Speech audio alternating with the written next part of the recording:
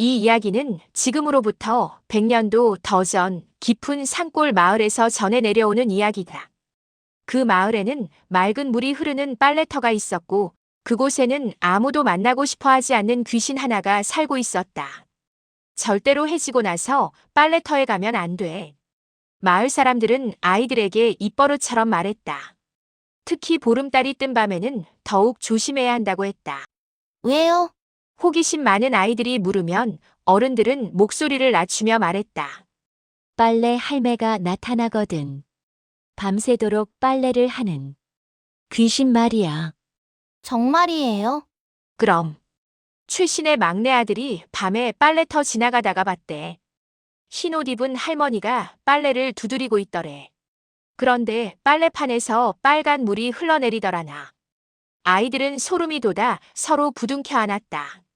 하지만 그 마을에 사는 순이만은 달랐다.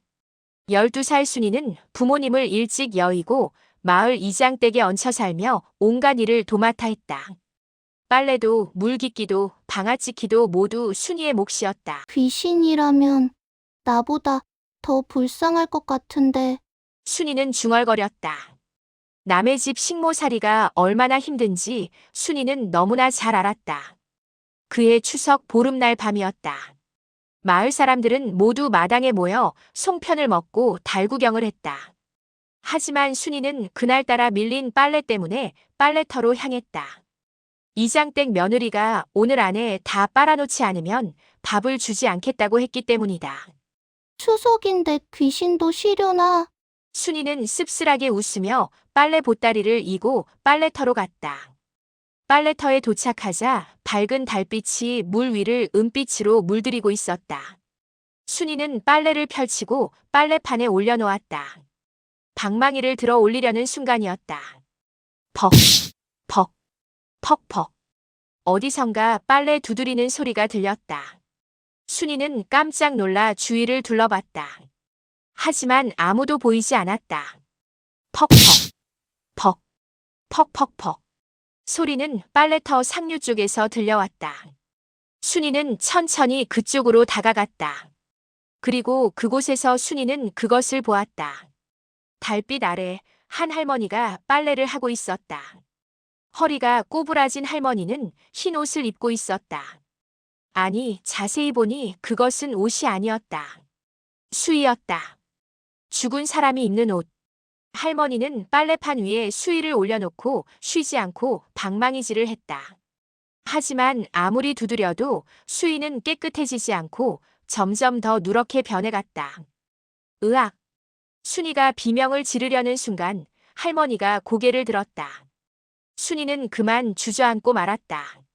할머니의 얼굴은 눈물 자국으로 얼룩져 있었고 눈빛은 슬픔으로 가득했다. 아이고, 아가야.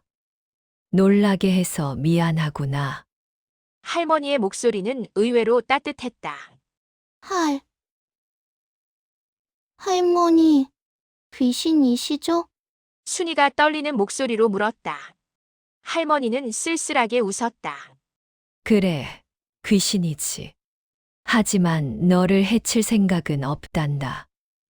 그냥 빨래를 하고 있을 뿐이야. 왜 빨래를 하세요? 이 수위를 깨끗이 빨아야 저승길을 갈 수 있거든. 그런데 아무리 빨아도 깨끗해지지 않는구나. 할머니는 한숨을 쉬며 다시 방망이를 들었다. 순이는 할머니를 가만히 바라보았다. 무섭기보다는 불쌍하다는 생각이 들었다. 그 모습이 마치 자신과 닮아 있었다. 할머니, 왜 수위가 깨끗해지지 않는 거예요? 할머니는 빨래 방망이를 내려놓고 순이를 바라보았다. 사실은 말이야. 이 수위를 아무도 빨아주지 않았거든. 네, 내가 살아생전에 말이야. 며느리에게 너무 미움을 받았단다. 아들은 일찍 죽고 며느리는 나를 구박했지. 밥도 제대로 주지 않고 찬방에서 재우고 빨래만 시키고 할머니의 목소리가 떨렸다. 그러다 어느 겨울날 빨래터에서 빨래를 하다가 얼어 죽었단다. 그런데 며느리가 내 수의조차 제대로 빨아주지 않은 거야. 더러운 수의를 입혀서 묻어버렸지. 그래서 나는 저승에 갈 수가 없어. 깨끗한 수의를 입어야 저승 가는 다리를 건널 수 있거든. 그래서 이렇게 100년째 빨래를 하고 있단다. 할머니의 눈에서 눈물이 흘러내렸다. 순이도 눈물이 났다. 할머니의 이야기는 마치 자신의 미래를 보는 것 같았다. 지금처럼 산다면 자신도 저렇게 될지 모른다는 생각이 들었다. 할머니, 순이가 조심스럽게 다가갔다. 제가 빨아드릴까요? 뭐라고? 할머니가 놀라서 순이를 쳐다보았다. 제가 할머니 수의를 빨아드릴게요. 정성껏 깨끗하게요. 아가야, 그건 안 돼. 귀신의 옷을 빨아주면 괜찮아요. 저도 빨래는 잘해요. 순이는 할머니에게서 수의를 받아들었다. 수의는 놀랍게도 무게가 거의 느껴지지 않았다. 마치 구름처럼 가벼웠다. 순이는 그 수의를 빨래터의 가장 깨끗한 물에 담갔다. 그리고 자신이 가져온 좋은 비누를 꺼내 거품을 냈다. 이 비누는 제가 아껴뒀던 건데 할머니께 드릴게요. 순이는 한 올 한 올 정성껏 수의를 빨았다. 때를 벗기고 헹구고 다시 비누 칠하고 또 헹구었다. 달빛 아래서 순이의 작은 손은 쉬지 않고 움직였다. 할머니는 그런 순이를 보며 눈물을 흘렸다. 고맙구나. 정말 고맙구나.